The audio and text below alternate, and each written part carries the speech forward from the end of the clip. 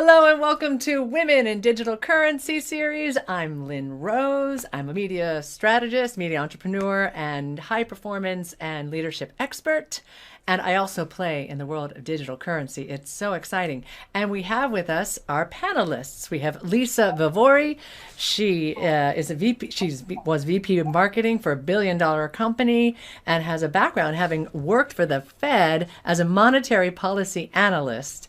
And we also have Kimberly Tilley, and she has a background in medical aesthetics and worked with the Hollywood elite. Is also a social media guru on YouTube, and they all play in the world of digital currency. And we have Tom McMurrain, and he is our digital currency expert, helping us demystify in this particular segment of our series to demystify Bitcoin that began it all in digital currency. And Tom McMurrain is the Amazon best-selling author of Seventh Disruption and the founder of The Coin Lifestyle and New Currency. All right, Tom, people understand the word Bitcoin, but boy, it has been surrounded by controversy or people just not understanding about how it works or what's this mean. So open up us into the world of Bitcoin.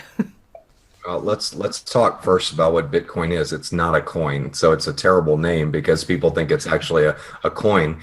It's actually a software program, and it's a software program that runs on top of blockchain technology, which we've talked about in one of our segments. And it's something that, it was a software program that was uploaded to the internet in 2010 by somebody named Satoshi Nakamoto, who nobody knows who that person is. So that's kind of one of the mysteries of digital currency. It's kind of interesting. But the Bitcoin is really just a method. It's a method of exchange. A lot of people think of like PayPal. I remember when PayPal first came out, it was kind of like, Lynn, I'm going to send you money using an email address. It was like, wow, that was weird. That was weird, And, if I were to tell you, I want to send you value via a serial number, a lot of people think initially that that's a little odd, but it's what we do every day.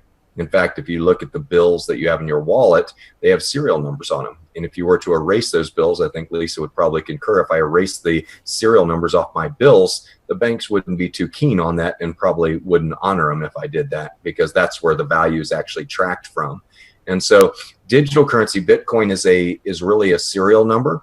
And Bitcoin, when it published their software, there was 21 million serial numbers created. So that means there's 21 million units of value that are available.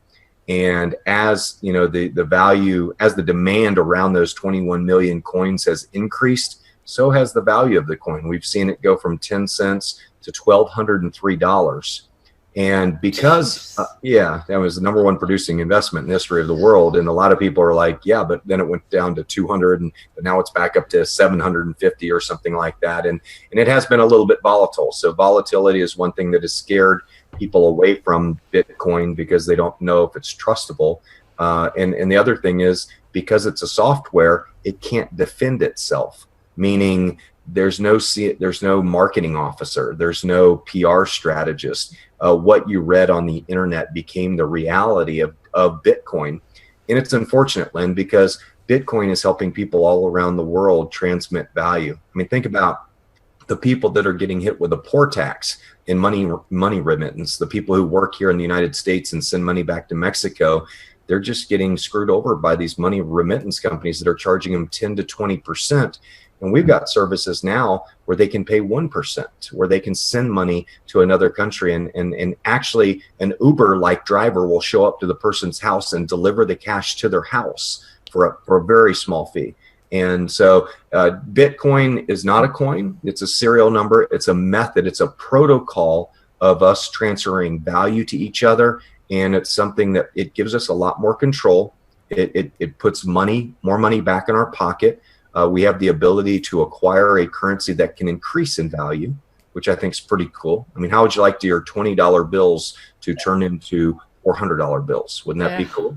And that's basically, we've seen several currencies do that. And when your buying power increases, life gets easier. And Bitcoin is one of those elements that increases your buying power. We need to clarify that Bitcoin is not all digital currency. Bitcoin is a choice of digital currency. It started But sometimes people hear digital currency and they think Bitcoin and Bitcoin alone. They don't realize there's all these other digital currencies that have followed and now some surpassed.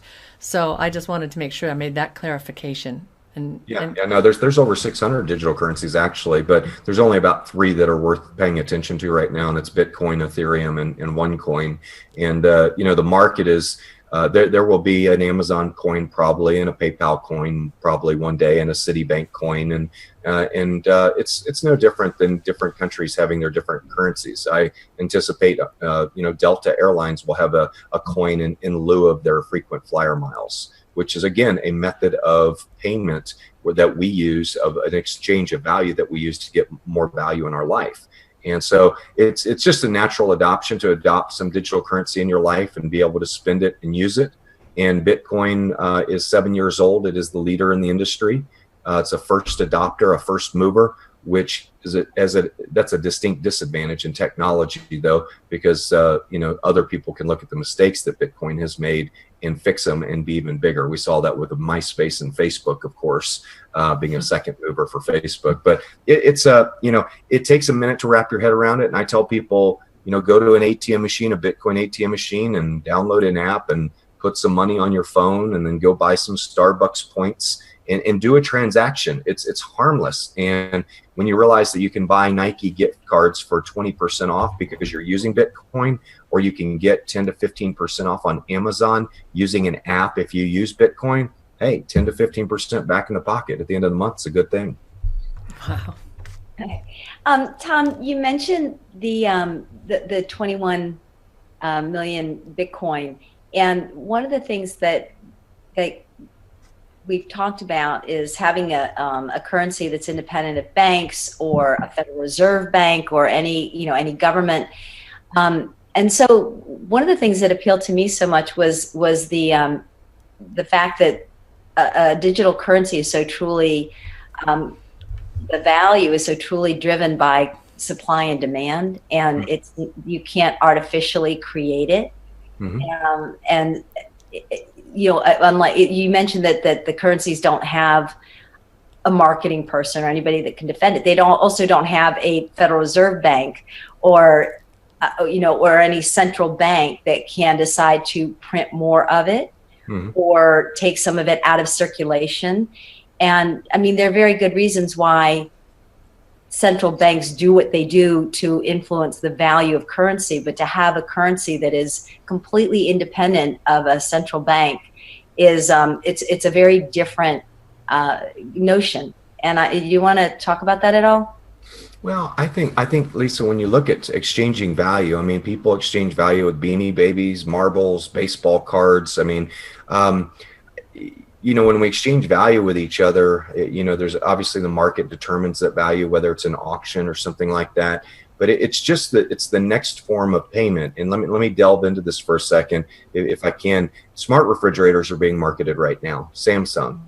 And you're going to see, your milk is going to have a little chip under the label that will tell the refrigerator when your milk is, number one, expired. It'll tell your refrigerator when it has gotten half empty. And you may have your refrigerator programmed to buy milk for you when that occurs. If my milk expires, buy me a new gallon of milk. Or if it gets half empty, buy me a new gallon of milk.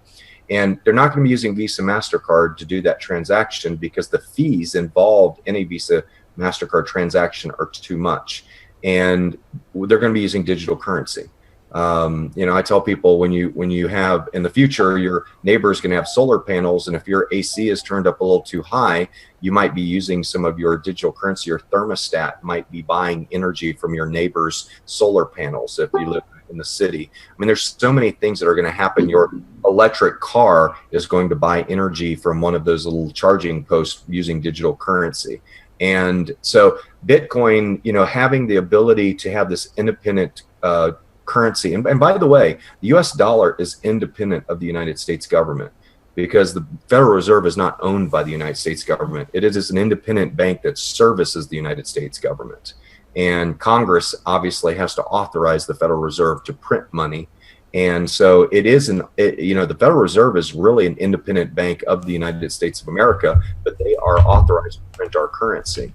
And so when you think about the idea of having another currency in the United States to transact business with, we're just setting up another independent banking system, a peoples-based banking system that has our interest in mind rather than, you know, the deep pockets of the banking industry. I don't see all of us having a bunch of tall buildings. I see the banking industry owning a bunch of tall buildings, and we're paying for it. But digital currency and Bitcoin will just give us the ability to have a person-to-person banking network that will give us more control. It will give us more freedom. It will give us more profitability in our life. It'll save us money. And, you know, I think that it's time. I mean, our country's built on free enterprise and the ability to compete. The banking industry has no competition right now. Well, they do now since blockchain technology has been released in Bitcoin. But I'm just excited about what we're doing because it's going to make banks be more competitive. What would you say, Tom, is the biggest advantage to learning about Bitcoin right now or digital currency? Well, we could ask somebody in Greece that question. What do you think they would? What do you think they would answer? You know, you show up to your ATM machine, you got $1 million in the bank, and $50 is available. I don't know if that'll ever happen in the United States. It would be a disaster if it did for the rest of the world if we had currency controls put in place like Greece did. But I think the biggest advantage is I don't know. A lot of people are leasing their world in life, Kim. I mean, they're leasing their cars, they're leasing their homes, they're leasing their minds to an employer. They're leasing their credit card debt and their earnings potential to the bank because they're just paying off interest rates on their cards. And I think the biggest advantage for learning about Bitcoin is it gives you, to me, one of the areas in life that won't have debt as part of the DNA. You won't have debt in that industry because it's not part of the DNA of digital currency. And it will help you pay off those bills. That's one thing Bitcoin can do. As it appreciates in value and grows in value. I personally purchased some Bitcoin back in 2015 for about $220 a coin, and it's at $750 a coin now. So like I said, how would you like your $20 bills to turn into $80 bills? You could pay off debt faster that way, couldn't you? Absolutely. So. I know I'm teaching my son all about it. So yeah. That's the future. It is. And kids understand it, by the way, because they do gaming and they understand mining and acquiring currency, and they understand using that currency to buy, to buy things. And mining is one of those topics that kids really understand, and we don't as older adults because we don't play those games. But yeah, it's interesting. You know, we are going to be talking about mining in our next series, but before we go there, I know that within digital currency, there's centralized and there's decentralized. Can you address that with the differences with Bitcoin, and also if there's any other myths to debunk or at least help us understand? Yeah, I mean, when we look back at the two different computer strategies, Apple was closed source, and all the programmers hated Apple because they were closed source and they wouldn't allow access to their code. And of course, the PC industry was open source, and you got a lot of viruses with the open source because the programmers knew how to do that. But decentralized versus centralized, I personally believe that centralized is going to be the more common model because, with the decentralized model, there's nobody in control. Bitcoin is a software. There's nobody that controls it. Nobody can alter it. Nobody can come in and say, okay, we're going to issue another 21 million coins. And, it's locked down. It's the software that cannot be changed. It's immutable. It cannot be defrauded. It's a very powerful software where, decentralized just means that there's nobody really in charge. There's nobody that can, create terms of service, and bad things can happen on a decentralized platform. People can finance terrorism. They can do drug deals. They can do anonymous transactions, and the governments aren't going to be very keen to that. And centralized is where you have an authority that will require you to submit an ID or submit some paperwork, like a proof of address or something like that. And honestly, I kind of like it because I really don't like being part of a currency that can be used for bad things, for evil. I like the idea of a currency that can be used for child sex trafficking. Kind of bothers me, and drugs and murder for hire and terrorism and all the things that we see modern day currencies right now that are being used for. With a centralized digital currency, we could put an end to that. Wow. And the centralized gives us a little bit more point of authority to say, hey, you can still do private transactions. You can still grow wealth for your family and create a legacy and save money on bank fees and 80% on remittance fees and things like that. But at the end of the day, you're not going to use this money for evil. And if you are, we'll just hit the delete button because we don't want you on our financial network. And I think that's very powerful. But centralized has a little bit more authority. But at the end of the day, you can't leave people unchecked in society today because there's too much craziness out there. And so centralized and decentralized are two different philosophies. They are directly opposed to each other, just so you know. The Bitcoin community does not understand the OneCoin community, and the OneCoin community doesn't understand the Bitcoin community. We understand it, but we know it's not the future of cryptocurrency. So Bitcoin is decentralized and OneCoin is centralized. Correct. And there's a number of other decentralized. Yeah. And let me clarify, that'd be like a PayPal, if you've ever used PayPal, combined with a cryptocurrency, as opposed to like PayPal uses government issued currency now. So envision in your mind PayPal using a cryptocurrency for all of our transactions instead of government issued currency. That would look more like a centralized cryptocurrency. Interesting. Even though Bitcoin is decentralized, it would be centralized within PayPal. Yeah, exactly. Well, if you centralize it, then you have a little bit more control over it. Yeah, and you'd be able to require anybody who uses it to submit documents and ID encrypted on the blockchain. So we're not still dealing with the identity theft and all of that. So it's still using the powerful encryption of the blockchain, but it's something that the governments aren't gonna anything that's anonymous, they're gonna go after. If they can't tax it, and if they can't know where the money's flowing and prevent it, they're going to have a problem with it. And so we think centralized is a better model for the masses. Got it. This is really helpful information. And by the way, you mentioned cryptocurrency and people hear digital currency. Cryptocurrency is digital currency. Maybe does that come from encryption? Yeah. It's cryptography. Yeah. It's cryptography is why they call it cryptocurrency. And so it has nothing to do with graveyards. People think cryptocurrency like crypt, but no, it's cryptography just means it is encrypted with the highest level of protection that your finances can have. And Bitcoin is infinitely more secure than the US financial network or any financial network in the world. I just love that. Well, what's also great is people sometimes think, and we're going to talk about this in our next series, but people sometimes think, oh, this digital currency, it's built on air, it's just numbers. And actually you have to earn the numbers because it's an exchange, as you were saying, Tom. It's currency itself is an exchange of energy, really. Right? Yeah. Money is an exchange of energy. I do this for you, so you give me money, and that represents the exchange of energy. And same thing in the way digital currency works. And the way that is through what they call mining. So in our next series, we're going to explore about mining. So you're going to want to tune into that series to understand, to our next segment about mining, to understand that, and make sure you also see any of our other series so you get that full scope about digital currency and can dive inside this exciting world. I want to thank you for joining us. Thank our panelists. We'll see you on the next segment. I'm Lynn Rose, and again, welcome to the Women in Digital Currency.